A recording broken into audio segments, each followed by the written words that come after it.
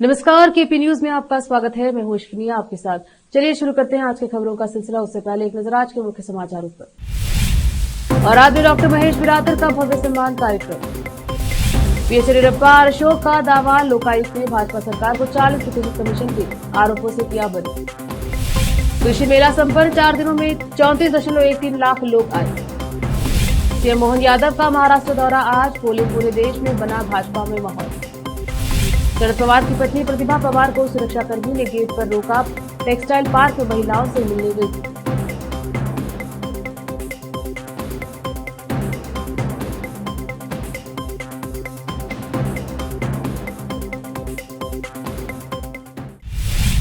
समाचारों का सिलसिला शुरू करते हुए देखते हैं समाचार विस्तार से। डॉक्टर महेश बिरादर, जिन्होंने बीदर ब्रिम्स अस्पताल के एक कुशल प्रमाणित अधिकारी के रूप में काम किया है, जो अभी यादगीर जिले के स्वास्थ्य और परिवार कल्याण विभाग के नए जिला हेल्थ ऑफिसर हैं, उनको तुकाराम हसनमुखी गेलियर बलगा की ओर से समूह द्वारा सम्मानित किया गया है। इस अवसर पर साई शिंदे प्रजाशक्ति जिला संचालक और बसवराज नवीदोड्डी और महेंद्र कुमार होसीमनी और शिव कुमार गुनली ने भाग उपस्थित लिया। और आज से अलीम पाशा की रिपोर्ट। कर्नाटक में भाजपा ने दावा किया है कि लोकायुक्त जांच ने पार्टी की पिछली सरकार को 40% कमीशन के आरोपों से मुक्त कर दिया है तथा कांग्रेस द्वारा उनके खिलाफ लगाए गए आरोप पूरी तरह से झूठे हैं।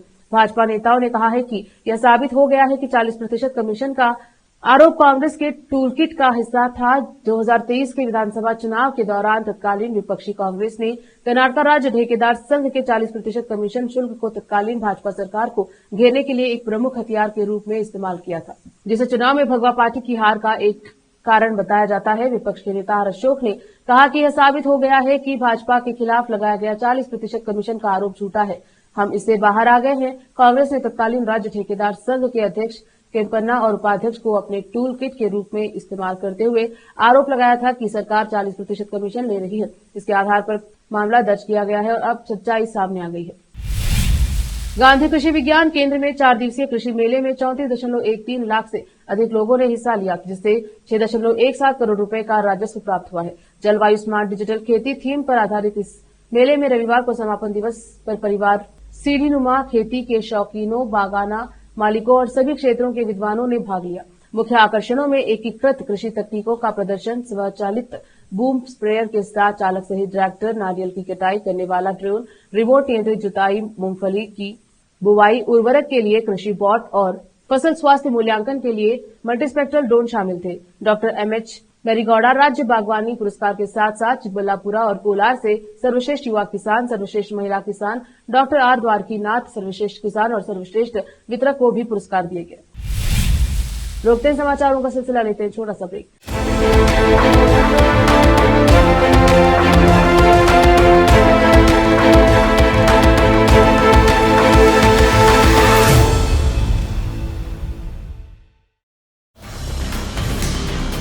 हिंदुस्तान के हर कोने में हम हैं मौजूद। 24 घंटे हालात पर गहरी नजर, खबरों से जुड़े चुपते सवालात और आपको दिखाता है धार्मिक, सामाजिक, राजनीतिक, लोकल और इंटरनेशनल न्यूज की सबसे बेहतर कवरेज, जो आपको रखती है हर पल बाखबर। देश और दुनिया भर की खबर के लिए देखते रहें KP news 24/7। Noor education trust Bidar की ओर से चलाए जाने वाला Noor MEd and BEd college Bidar, recognised by NCTE Delhi and affiliated to Bidar University, Bidar. Admission are open for the academic year 2023-24. विशेषज्ञ और सक्षम शिक्षकों द्वारा शिक्षा प्राप्त करने के लिए नूर एमएड एंड बीएड कॉलेज में दाखिला लें और शांत वातावरण में शिक्षा प्राप्त करें। बीदर शहर में बेहतर शिक्षा का एकमात्र केंद्र Noor MEd and BEd college, Shahpur gate, Bidar. Phone numbers 9945283920, 8482221297। Hindustan के हर कोने में हम हैं मौजूद। 24 घंटे हालात पर गहरी नजर, खबरों से जुड़े चुपते सवालात और आपको दिखाता है धार्मिक, सामाजिक, राजनीतिक, लोकल और इंटरनेशनल न्यूज की सबसे बेहतर कवरेज जो आपको रखती है हर पल बाखबर। देश और दुनिया भर की खबर के लिए देखते रहें केपी न्यूज 24/7।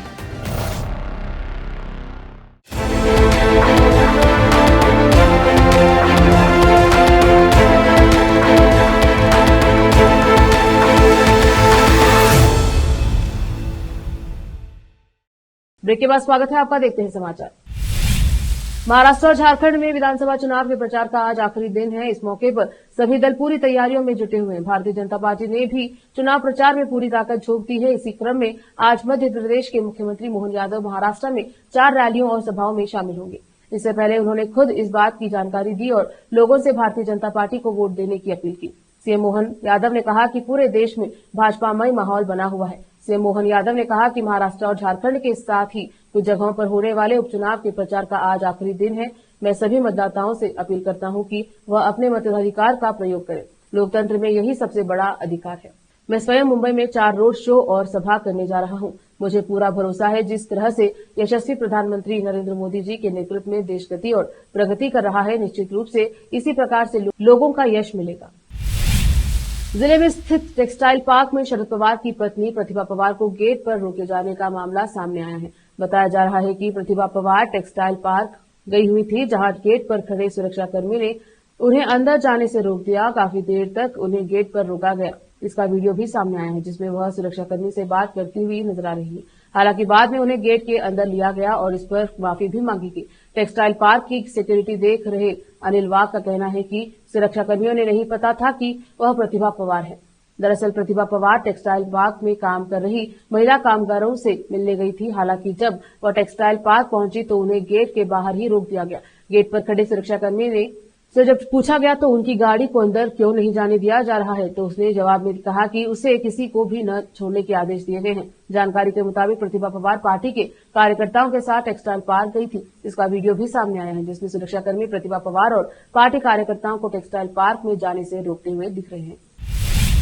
उत्तर प्रदेश जनपद गोरखपुर के चौरी चौरा में अमर शहीद बंधु सिंह के वंशज एवं प्रखर राष्ट्रवादी विनय कुमार सिंह विन्नू की 8वीं पुण्यतिथि करमाह सरदार नगर स्थित उनके महाविद्यालय के सभागार में भावपूर्ण ढंग से मनाई गई तथा कार्यक्रम के मुख्य अतिथि श्री लल्लन द्विवेदी इंटर कॉलेज के प्रधानाचार्य प्रद्युमन द्विवेदी ने कहा है कि शहीद बंधु सिंह के मिशन को जीते जो मिसाल विन्नू सिंह ने जला कर गए, उसे आगे बढ़ाने के लिए चौरी चौरा की जनता कभी बुझने नहीं देगी। कार्यक्रम को संबोधित करते हुए आयोजक अजय कुमार सिंह टिप्पू ने कहा कि चौरी चौरा की जनता की सेवा करना ही मेरे जीवन का सबसे बड़ा उद्देश्य है, जो कभी कम नहीं हो पाएगा।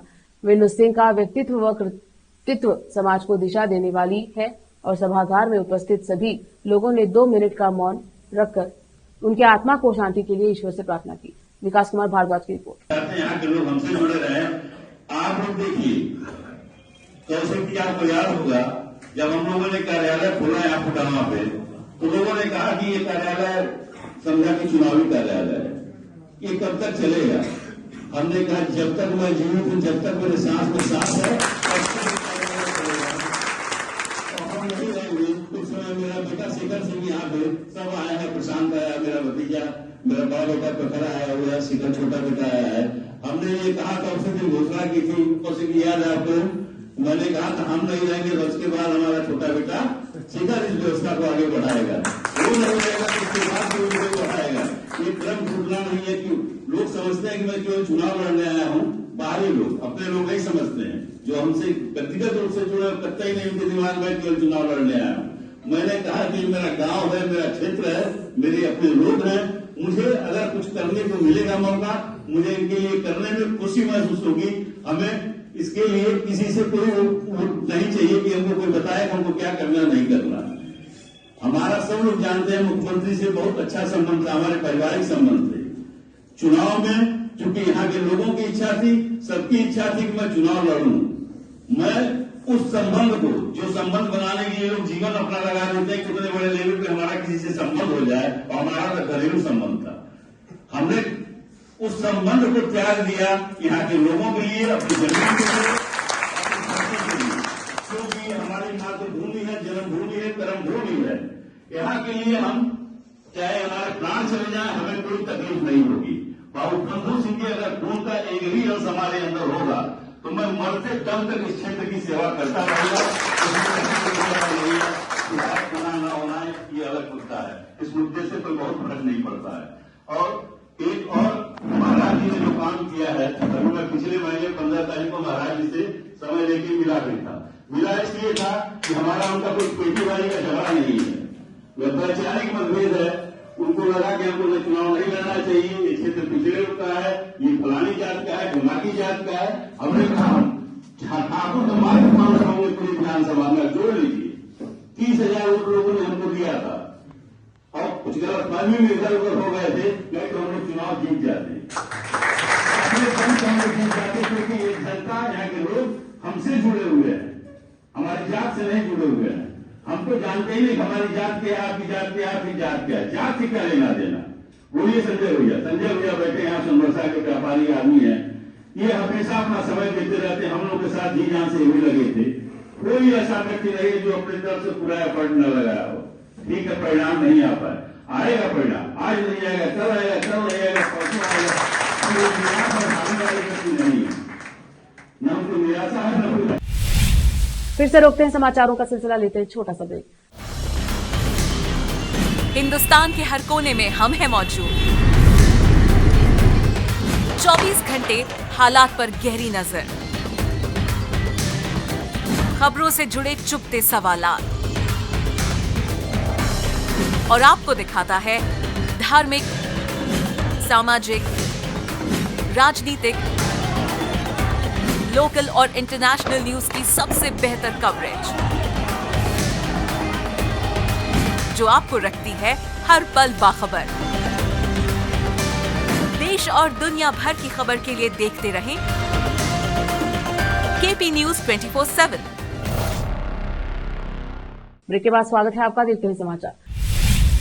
कांग्रेस के पूर्व विधायक सुमेश शौकीन सोमवार को अरविंद केजरीवाल की मौजूदगी में आम आदमी पार्टी में शामिल हो गए हैं। पार्टी में शामिल होने के बाद शौकीन ने दिल्ली के ग्रामीण इलाकों की बेहतरी के लिए आप के राष्ट्रीय संयोजक अरविंद केजरीवाल के नेतृत्व में काम करने की प्रतिबद्धता व्यक्त की। इस दौरान शौकीन ने कहा कि दिल्ली देहात के विकास का जितना भी कम हुआ है वो अरविंद केजरीवाल के नेतृत्व में हुआ है। उसी को देखते हुए आज मैं आपके साथ जुड़ रहा हूं। इस दौरान आम आदमी पार्टी के संयोजक और दिल्ली के पूर्व मुख्यमंत्री अरविंद केजरीवाल ने सुमेश शौकीन का पार्टी में स्वागत किया और उन्हें दिल्ली देहात का प्रमुख नेता करार दिया। केजरीवाल ने कहा, दिल्ली देहात के बड़े नेता कांग्रेस छोड़कर आप में शामिल हो रहे हैं, जिनका स्वागत करता हूं। हमारी सरकार से पहले दिल्ली देहात में कुछ काम नहीं हुआ। शीला दीक्षित को ये भी नहीं पता कि दिल्ली देहात में खेती भी होती है। हमने दिल्ली देहात में स्कूल बनाए, एसटीपी बनाए, सड़कें बनाई। जो काम दिल्ली शहर में होता है वही काम अब देहात में भी होता है। सुमेश शौकीन जी के शामिल होने से पार्टी को बल मिलेगा। सूचना एवं प्रसारण मंत्री अश्विनी वैष्णव ने शनिवार को राष्ट्रीय प्रेस दिवस के अवसर पर डिजिटल और ट्रेडिशनल मीडिया के वित्तीय तनाव को लेकर चिंता जाहिर की। केंद्रीय मंत्री ने कहा कि समाचार प्रकाशकों को अपने कंटेंट को लेकर उचित मुआवजा आज न्यूज मीडिया के सामने सबसे बड़ी चुनौतियों में से एक है। वैष्णव ने कहा कि आज अधिकतर समाचार डिजिटल माध्यमों से प्राप्त होते हैं, इसलिए ट्रेडिशनल मीडिया, रेडियो, टीवी, समाचार पत्र, पत्रिकाओं को आर्थिक नुकसान हो रहा है। वैष्णव ने कहा कि ट्रेडिशनल मीडिया को उसके द्वारा बनाए गए कंटेंट के लिए उचित मुआवजा दिए जाने की जरूरत है। समाचार प्रकाशकों दोनों ने ही बड़ी बड़ी टेक कंपनियों और समाचार प्रकाशकों के बीच सौदेबाजी में असंतुलन के बारे में भारत सरकार के सामने बार बार चिंता जताई। आम आदमी पार्टी और मंत्री पद से इस्तीफा देने वाले नेता कैलाश गहलोत ने बीजेपी ज्वाइन कर ली है। बीजेपी नेता मनोहर लाल खट्टर और बैजयंत पांडा ने कैलाश गहलोत को बीजेपी ज्वाइन कराई है। कैलाश गहलोत ने कहा, आपको छोड़ना आसान नहीं था, आप में अब हालात ठीक नहीं है, आप में आत्मविश्वास टूट गया है। उन्होंने कहा कि ईडी और सीबीआई के दबाव वाली बात गलत है। मैं किसी के दबाव में फैसला नहीं लेता हूं। हर मामले में केंद्र से टकराव गलत है। आम आदमी पार्टी को झटका देते हुए मंत्री कैलाश गहलोत ने अपने पद और पार्टी की सदस्यता से इस्तीफा दे दिया है। उनके इस्तीफे को सीएम आतिशी ने स्वीकार किया है। इस मौके पर कैलाश ने आम आदमी पार्टी पर कई गंभीर आरोप लगाए हैं। कैलाश ने कहा कि केंद्र से लड़ाई वक्त की बर्बादी है। आम आदमी पार्टी केवल राजनीतिक एजेंडे के लिए लड़ रही है। केजरीवाल ने खुद के लिए आलीशान घर बनाया है। आम आदमी पार्टी के मुद्दे नहीं उठा रही है। हमने वादा किया था कि लेकिन यमुना साफ नहीं कर पाए। यमुना आज सबसे ज्यादा प्रदूषित है। ये दिल्ली की बुनियादी जरूरतों में भी पूरी नहीं कर पा रही है। अमेरिका का न्यू ऑरलियंस शहर गोलियों की तरतराहट से गूंज उठा। यहां 2 अलग अलग जगहों पर हुई गोलीबारी में 2 लोगों की मौत हो गई है, जबकि 10 लोग घायल बताए जा रहे हैं। पहला मामला सेंट रोज इलाके का है, जहां 9 लोग घायल हुए हैं। वहीं दूसरा मामला अल्मोनास्टर एवेन्यू ब्रिज का है। यहां गोलीबारी में 2 लोगों की मौत हो गई, जबकि 1 व्यक्ति घायल हो गया। घटना के संबंध में जानकारी देते हुए पुलिस ने बताया कि अभी तक किसी को गिरफ्तार नहीं किया जा सकता। मामले की जांच की जा रही है। अधिकारियों ने गोलीबारी की घटनाओं के बारे में जानकारी देते हुए बताया कि दोनों मामलों के संबंध में अब तक किसी को गिरफ्तार नहीं किया गया है। न्यू ऑरलियंस पुलिस विभाग की प्रेस विज्ञप्ति के अनुसार न्यू ऑरलियंस के सेंट रोज इलाके में दोपहर 3:30 के बाद गोलीबारी की सूचना मिली थी। गोली चलने की सूचना मिलने के बाद पुलिस की टीम मौके पर पहुंची। पुलिस को वहां पर 8 लोग घायल अवस्था में मिले। इसमें बताया गया कि सभी 8 लोगों को अस्पताल में भर्ती करवाया गया। इसके अलावा एक घायल व्यक्ति एक निजी कार से वहां पहुंचा। फिर से एक नजर आज के मुख्य समाचारों पर। और आज डॉक्टर महेश बिरादर का भव्य सम्मान कार्यक्रम। पीएस येदियुरप्पा अशोक का दावा, लोकायुक्त ने भाजपा सरकार को 40% कमीशन के आरोपों से किया बरी। कृषि मेला संपन्न, 4 दिनों में 34.13 लाख लोग आए। सीएम मोहन यादव का महाराष्ट्र दौरा आज, बोले पूरे देश में बना भाजपा में माहौल। शरद पवार की पत्नी प्रतिभा पवार को सुरक्षाकर्मी ने गेट पर रोका। टेक्सटाइल पार्क में महिलाओं से मिलने गई।